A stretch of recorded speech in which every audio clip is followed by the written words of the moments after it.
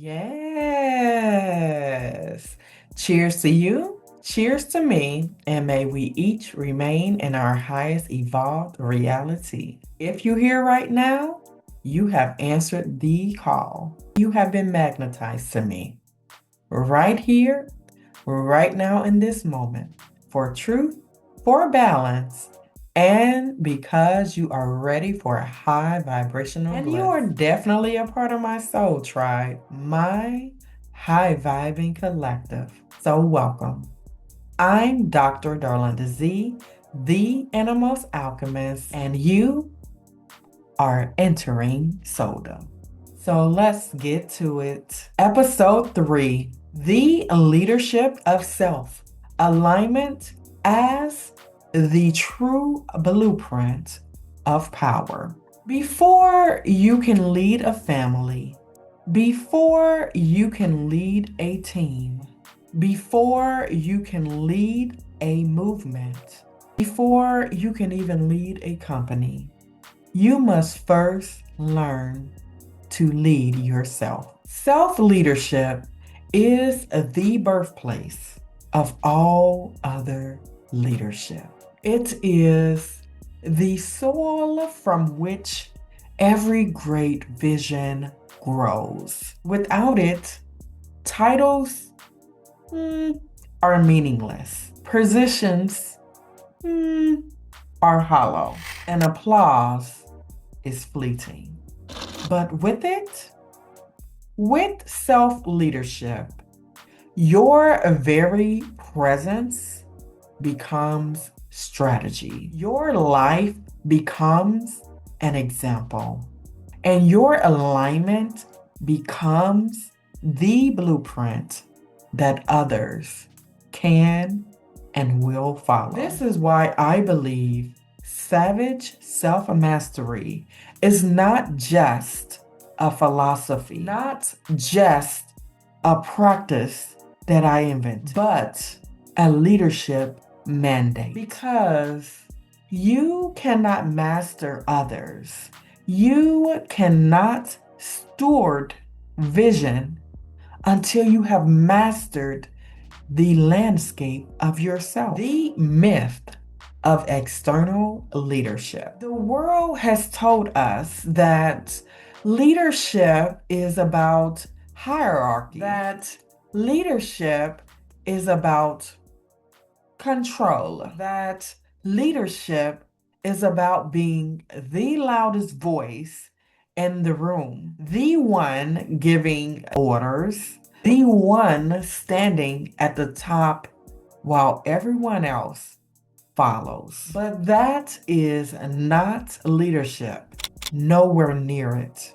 That is performance. True leadership is alignment. True leadership is integrity. True leadership is the quiet, consistent, disciplined act of walking in truth even when no one is watching.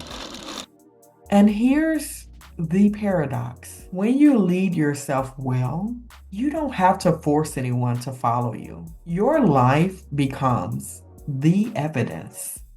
Your decisions become the invitation. Your peace becomes the magnet, the core of self-leadership. So what does it mean to lead yourself? It means keeping promises to yourself. It means following through on your commitments even when no one else is holding you accountable. It means setting standards for your own behavior that are higher than the ones you set for others. It means cultivating discipline, clarity, and courage in the unseen moments.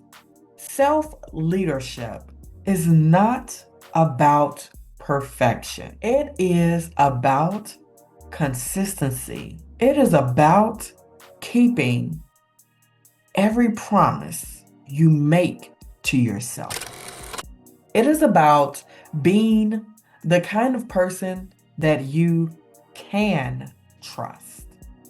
It also is, if you cannot trust yourself, your word, your habits, your choices, how can anyone else trust you to lead them? Leadership and private moments. Leadership is not forged on stages. It is not birthed in boardrooms. It is not certified by applause. Leadership is forged in private moments. It is forged when you get up early to pour into your wisdom, when you get up early to pour into your vision, even though no one will see it. It is forged when you choose not to respond to negativity because you know silence protects your alignment. It is forged when you resist the temptation to settle, to shrink, to compromise, because your destiny demands more of you, all of you. And it is in those hidden choices, the ones that no one sees, that your leadership is tested, leading through alignment. When you lead yourself, you create alignment between your inner world and your outer expression. Without self-leadership, people live fragmented lives. They say one thing, but do another. They preach discipline, but practice chaos. They promise vision, but lack consistency. But with self-leadership, there is integrity. What you believe matches what you say. What you say matches what you do. What you do becomes a living reflection of your truth. And that alignment is magnetic. People may not even understand why they are drawn to you, but it is because your life is congruent. Your essence matches your expression. That is leadership. That is the savage leadership of self. The cost of neglecting self-leadership. What happens when you don't lead yourself? When you abandon your own discipline, when you betray your own commitments, you begin to live in misalignment. Misalignment always has a cost. It always draws to it chaos. The cost looks like burnout. The cost looks like betrayal of your own vision. The cost looks like wasted years, wasted energy, wasted opportunity. When you don't lead yourself, you hand the steering wheel of your life to outside forces, to culture, to distraction, to fear, to the opinions of other people. But when you reclaim self-leadership, you reclaim authorship of your story. Leadership beyond titles. Here's the truth. Leadership is not about titles. You can be a CEO and still lack leadership. You can be a parent and still not lead your household. You can be a visionary and still abandon your own discipline. And conversely, you can have no title at all and still embody leadership in every space you enter. Because leadership is not about what's written on your business card or within your QR code or on your website. Leadership is about the atmosphere you carry. It is about the clarity you exude. It is about the way your life becomes a standard. Savage self-mastery as leadership. This is where savage self-mastery intersects with the leadership of self. Savage self-mastery is not just about personal empowerment. It is about preparation.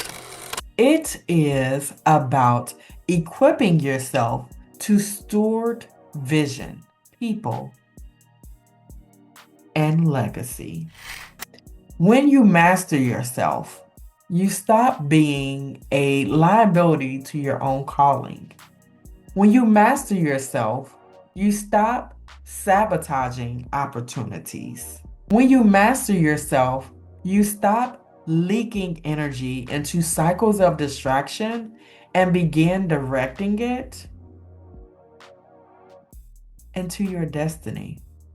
And that right there is the savage part, because it takes audacity, courage, ferocity, and radical honesty to look at yourself and say, I will not let my own misalignment be the downfall of my purpose. Practical dimensions of savage self-leadership. Let's make this tangible. Leading yourself means waking up when you said you would, even when you don't feel like it. Holding yourself accountable to boundaries that protect your energy. Choosing your vision over momentary pleasure. Practicing discipline with your money, your time, your health, your attention, and your essence. Taking responsibility for your words and actions without blaming others. It doesn't mean being rigid. It doesn't mean being harsh or cruel. It means being trustworthy to yourself, keeping your commitments to yourself, and staying true to the purity of your truest self. The ripple effect of savage self-leadership. Here is the beauty. When you lead yourself, others begin to rise. Your family feels it. Your team notices it. Your community benefits from it. Because the ripple effect of savage self-leadership is exponential. You don't have to shout. You don't have to demand. You simply live aligned. And others catch the frequency of that alignment. This is why the greatest leaders are not those with the most followers. They are those who have mastered the art of following their own truth. In closing, the mandate of savage self-leadership. So here is the call.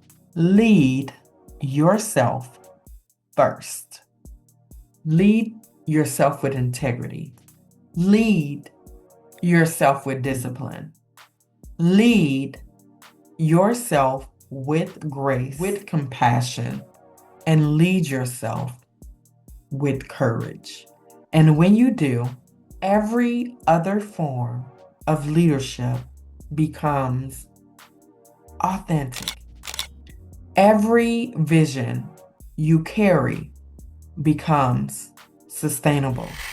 Every legacy you are building becomes unshakable, because the leadership of self is the foundation of all mastery. And when you live it, and when you embody it, when you breathe it, your life becomes the evidence. This is episode 3, the leadership of self, alignment as the true blueprint of power.